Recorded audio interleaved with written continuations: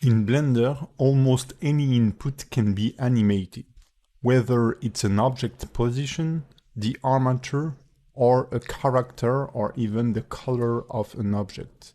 Let's start simple with object transformation.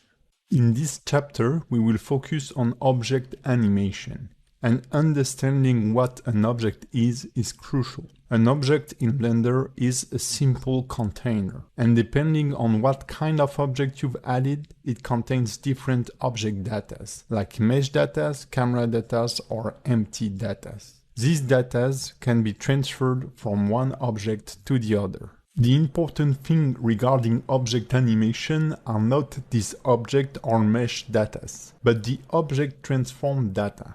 The position of the object in space results of its location transform. Its orientation is based on its rotation values, and size is the result of its original size multiplied by its current scale. For example, a cube mesh that is 1 meter tall and has a scale of 1.5 will be 1.5 meter tall in the viewport. These coordinates and transform information are affecting the origin of the object.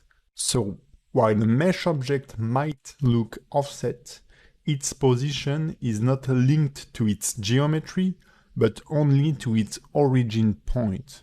So basically, when transforming an object, you are just transforming its origin point. We can see that everything rotates or scales around or toward the origin point. We can see this dotted line between my mouse cursor and the origin point of the object, showing the pivot used for this transformation.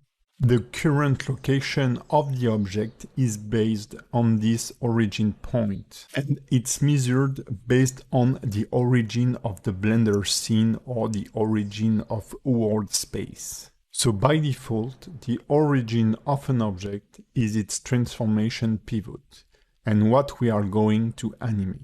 Even if an object seems to be made of multiple objects, the only important thing for animation is its origin point. You can use the different gizmos available in the tool panel to transform your object. I generally prefer to use the shortcuts G to move, S to scale, and R to rotate, combined with X, Y, Z, and Shift to constraint around specific axes.